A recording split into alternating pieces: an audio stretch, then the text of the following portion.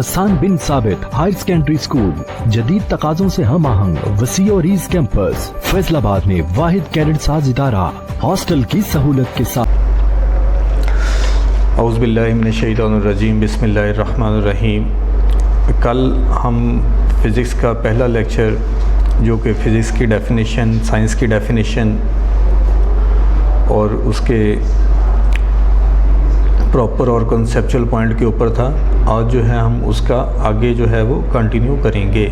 सबसे पहले हमने कल पढ़ा था फ़िज़िक्स की डेफिनेशन क्या है। तो फ़िज़िक्स की डेफिनेशन मैंने लिखी, physics is the branch of science in which we study about matter and energy and their mutual interaction. और उसके बाद हमने कल साइंस की डेफिनेशन पढ़ी थी, वो आप लोगों ने पढ़ भी ली है, याद भी कर ली है। साइंस की डेफिनेशन में रिपीट कर रहा हूँ, the knowledge gain through observation and experimentation. इसमें ऑब्जर्वेशन का वर्ड एक्सप्लेन करने वाला है, बड़ी ही डिटेल के साथ हमने इसको पढ़ा था कि 5 ह्यूमन सेंसेस की वजह से जो नॉलेज हमें गेन होता है उसे हम नॉलेज थ्रू ऑब्जर्वेशन कहते हैं। और उसके बाद हमने एक्सपेरिमेंटेशन के बारे में पढ़ा था कि जब हम हाइपोथेसिस को बार बार टेस्ट करते हैं तो उनके रिज़ल्ट्स का हमारे हक़ में आना या हमारी तवक्को के बरक्स आना, वो सारा जो होगा वो एक्सपेरिमेंटेशन कहलाएगा। और उसके बाद हमने मैटर की डेफिनेशन पढ़ी थी। मैटर क्या होता है? Anything which has mass and occupy space. और उसमें हमने दूसरी डेफिनेशन एनर्जी की पढ़ी थी। तो एनर्जी क्या होती है? Ability of a body to do work, किसी बॉडी के काम करने की सलाहियत को एनर्जी कहते हैं। तो ये पहला प्रीवियस हमारा लेक्चर था। इसको रिपीट करने के बाद फ़िज़िक्स की डेफिनेशन आ गई। फ़िज़िक्स की डेफिनेशन में क्या था? The branch of science, science भी हमने पढ़ ली। In which we study about matter, matter के बारे में भी पढ़ लिया। और उसमें अगला वर्ड क्या है? एनर्जी। एनर्जी क्या होती है? The ability of a body to do work, किसी बॉडी के काम करने की सलाहियत को एनर्जी कहते हैं। अब काम करना फ़िज़िक्स की लैंग्वेज में ज़रा समथिंग डिफरेंट होता है। मैं एग्जांपल के साथ बात करता हूँ कि अगर एक शख्स अपने हाथ में वज़न उठा के और वो खड़ा हुआ है और हम अपनी नॉर्मल सेंस के अंदर ये बात करते हैं कि ये काम कर रहा है, हालांकि फ़िज़िक्स कहती है ये काम नहीं कर रहा। फ़िज़िक्स की लैंग्वेज में काम कब होता है? जब हम किसी बॉडी के ऊपर फोर्स लगाते हैं और बॉडी फोर्स की डायरेक्शन में कोई डिस्टेंस कवर करता है। जब तक बॉडी डिस्टेंस कवर नहीं करेगा तो फ़िज़िक्स की सेंस के अंदर वर्क डन नहीं होगा।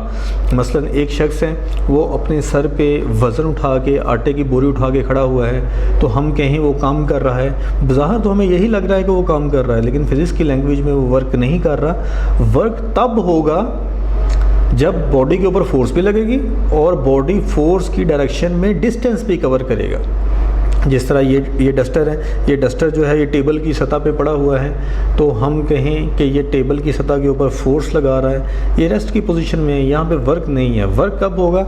जब हम इस पॉइंटर के ऊपर फोर्स लगा के इसको यहाँ से वहाँ कैरी कर देंगे, एक जगह से दूसरी जगह पहुँच जाएगा तो वर्क होगा।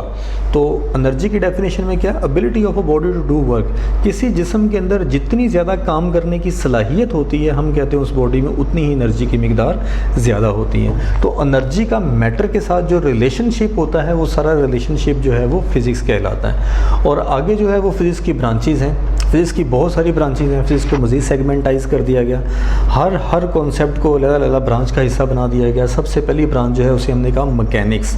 मैकेनिक्स फ़िज़िक्स की वो ब्रांच है जिसमें हम इजसाम की हरकत के बारे में पढ़ते हैं। मैकेनिक्स को फिर आगे मज़ीद 2 हिस्सों में तकसीम कर दिया गया।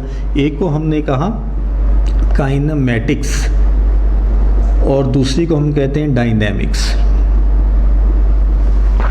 तो मैकेनिक्स क्या होती है? जिसमें इजसाम की हरकत का मुतालिया किया जाता है। तो काइनेमेटिक्स आगे इसकी ब्रांच है जिसमें इजसाम की हरकत का मुतालिया किया जाता है, लेकिन उसकी हरकत की काज़िज़ के बारे में नहीं पढ़ा जाता। वो फ़िज़िक्स की ब्रांच जो होगी वो काइनेमेटिक्स कहलाएगी, जिसमें हम इजसाम की हरकत के बारे में भी पढ़ेंगे और हरकत की रीज़न्स के बारे में भी पढ़ेंगे, वो डायनेमिक्स कहलाएगा। उसके बाद फिर फ़िज़िक्स की दूसरी ब्रांच है जिसका नाम हीट है, हीट एंड थर्मोडायनेमिक्स। हीट में हम पढ़ते हैं कि बॉडी गर्म कैसे होता है, हरारत होती क्या है, हरारत एक जगह से दूसरी जगह किस तरह से पहुंचती है, किस तरह बॉडी के अंदर हरारत का ट्रांसफॉर्मेशन होता है, हरारत को ट्रांसफ़र करने के कितने तरीके होते हैं, कंडक्शन क्या है, कन्वेक्शन क्या है, रेडिएशन क्या है, बॉडी के कलर का बॉडी की हीट की अब्जॉर्प्शन के ऊपर क्या इफ़ेक्ट होता है। ये सारे हीट के रिलेटेड जो कॉन्सेप्ट होते हैं, इनको फ़िज़िक्स की जिस ब्रांच में डिस्कस किया जाता है उसे हम हीट कहते हैं। उसके बाद पता चलता है जी साउंड। साउंड क्या होता है? आवाज़ क्या होती है? जब हम बोलते हैं तो हमारी आवाज़ जो है वो आपके कानों तक पहुंचती है तो कान के पर्दे को वाइब्रेट करती है। इसमें 3 फैक्टर होते हैं, वाइब्रेटिंग बॉडी चाहिए होता है, मटेरियल मीडियम चाहिए होता है और एक रिसीवर चाहिए होता है। आवाज़ किस तरह से ट्रैवल करती है, इसकी क्या खसूसियत होती है, आवाज़ की लाउडनेस क्या होती है, आवाज़ की फ्रीक्वेंसी क्या है, आवाज़ की पिच क्या है, म्यूज़िक क्या होता है, शोर क्या होता है, नॉइज़ क्या होता है, ये जो सारे कॉन्सेप्ट हैं फिज़िक्स की जिस ब्रांच में हम पढ़ते हैं उसे हम कहते हैं साउंड। उसके बाद फिज़िक्स की एक आगे ब्रांच है जिसे हम कहते हैं लाइट। लाइट को दूसरा नाम भी ये दिया जाता है ऑप्टिक्स। ऑप्टिक्स हमारे पास 2 तरह के होते हैं। ऑप्टिक्स कहते हैं आलाते बसर, जिनकी मदद से हम चीज़ों को देखते हैं। ये 2 तरह के होते हैं, एक फिज़िकल ऑप्टिक्स और एक ज्योमेट्रिकल ऑप्टिक्स। तो ये सारे लाइट से रिलेटेड कॉन्सेप्ट, रोशनी क्या होती है, रोशनी कैसे प्रोपगेट करती है, कैसे ट्रेवल करती है, इसकी स्पीड कितनी होती है, मुख्तलिफ मीडियम के अंदर लाइट का इफ़ेक्ट क्या होता है, ये सारा कुछ हम फिज़िक्स की जिस ब्रांच में पढ़ते हैं उसे कहते हैं लाइट या ज्योमेट्रिकल ऑप्टिक्स या फिजिकल ऑप्टिक्स। उसके बाद फिर फिज़िक्स की एक ब्रांच आती है उसे हम कहते हैं इलेक्ट्रोस्टैटिक्स। इलेक्ट्रोस्टैटिक्स क्या होती है, जब हम चार्जेस के बारे में पढ़ते हैं। चार्जेस क्या होते हैं, चार्जेस 2 तरह के होते हैं, एक पॉजिटिव चार्ज होता है और एक नेगेटिव चार्ज होता है। पॉजिटिव एक दूसरे को रिपेल करते हैं, नेगेटिव एक दूसरे को रिपेल करते हैं, जबकि पॉजिटिव नेगेटिव एक दूसरे को अट्रैक्ट करते हैं। तो ऐसे चार्जेस जो रेस्ट की हालत में होते हैं, उनका रेस्ट की हालत में जो सारे कॉन्सेप्ट्स हैं उनको पढ़ा जाता है। तो फिज़िक्स की जिस ब्रांच में उनको पढ़ा जाएगा वो कहलाएगा इलेक्ट्रोस्टैटिक्स।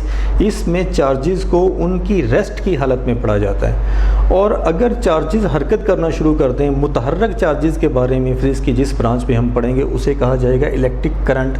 तो चार्जेस का बहाव जो होगा वो इलेक्ट्रिक करंट कहलाएगा। तो इलेक्ट्रिक करंट क्या होता है, इसका यूनिट क्या होता है, कन्वेंशनल करंट क्या होता है, इलेक्ट्रोस्टैटिक करंट क्या होता है या इलेक्ट्रिक करंट क्या होता है, ये सारी चीज़ें हम फिज़िक्स की जिस ब्रांच में पढ़ते हैं उसे हम कहते हैं इलेक्ट्रिक करंट। और उसके बाद आता है इलेक्ट्रोमैग्नेटिज़म। ये इलेक्ट्रिसिटी के 3 जो हैं ये कॉन्सेप्ट हैं, ये 3 डिफरेंट ब्रांचेस बन जाती हैं। तो इलेक्ट्रोमैग्नेटिज़म क्या होता है, मकनातीस के ऊपर चार्ज का क्या इफ़ेक्ट होता है। मकनातीस पे चार्ज के इफ़ेक्ट को फिज़िक्स की जिस ब्रांच में पढ़ा जाता है उसे हम कहते हैं इलेक्ट्रोमैग्नेटिज़म, बरकी मकनातीसियत। मकनातीस के 2 पोल होते हैं, एक नॉर्थ पोल होता है, एक साउथ पोल होता है। तो जब भी हम इलेक्ट्रिक या मैग्नेटिक लाइन ऑफ फोर्स की बात करते हैं वो नॉर्थ पोल से साउथ पोल की तरफ ट्रैवल करती हैं। तो चार्जेस का बिहेवियर मकनातीस के ऊपर किस तरह से एप्लीकेबल होता है, वो सारा कॉन्सेप्ट हम फिज़िक्स की जिस ब्रांच में पढ़ते हैं उसे हम कहते हैं इलेक्ट्रोमैग्नेटिज़म। उसके बाद फिज़िक्स की एक आगे ब्रांच आती है उसे हम कहते हैं एटॉमिक फ़िज़िक्स। एटम क्या चीज़ है, द स्मॉलेस्ट पार्टिकल।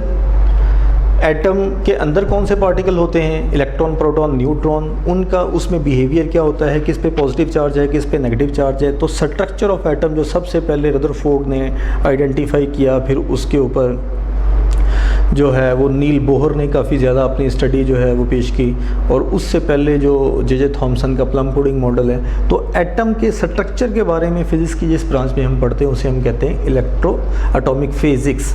और उसके बाद आती है न्यूक्लियर फिज़िक्स, न्यूक्लियस का बिहेवियर, न्यूक्लियस के बारे में स्टडी, न्यूक्लियस के अंदर पॉजिटिव चार्ज होता है, न्यूक्लियस के ऊपर पॉजिटिव चार्ज क्यों होता है, न्यूक्लियस के अंदर और कौन कौन से पार्टिकल्स पाए जाते हैं, न्यूक्लियस का साइज़ एटम के मुकाबले में कितना होता है। तो ये सारा कुछ जो होगा वो फिज़िक्स की जिस ब्रांच में पढ़ा जाएगा वो न्यूक्लियर फिज़िक्स कहलाएगा। उसके बाद है जियो फिज़िक्स। जियो फिज़िक्स क्या होती है, जिसमें हम ज़मीन के इंटरनल स्ट्रक्चर के बारे में पढ़ते हैं। ज़मीन के अंदर क्या है, पहली तह में क्या है, दूसरी तह में क्या है, तीसरी तह में क्या है, नीचे जाके कहाँ पे प्लाज्मा है, कहाँ पे मैग्मा है। ये सारा कुछ जो होगा वो फिज़िक्स की जिस ब्रांच में हम पढ़ा जाएगा उसे हम कहेंगे जियो फिज़िक्स। जियो फिज़िक्स के बाद आगे है जी प्लाज्मा फिज़िक्स। प्लाज्मा क्या होता है, प्लाज्मा मैंने जब ये कल आपको मैटर की स्टेट के बारे में बात की थी, मैटर की 4 स्टेट्स होती हैं, सॉलिड, लिक्विड, गैस और प्लाज्मा। तो प्लाज्मा जो होता है ये मैटर की 4th स्टेट है, आयनिक स्टेट ऑफ मैटर है। जब गैसों का टेम्परेचर बहुत ज़्यादा बढ़ जाता है तो वो आयंस में तब्दील हो जाती हैं। उस आयनिक स्टेट के अंदर गैसों का बिहेवियर फिज़िक्स की जिस ब्रांच में पढ़ा जाएगा उसे हम कहेंगे प्लाज्मा फिज़िक्स।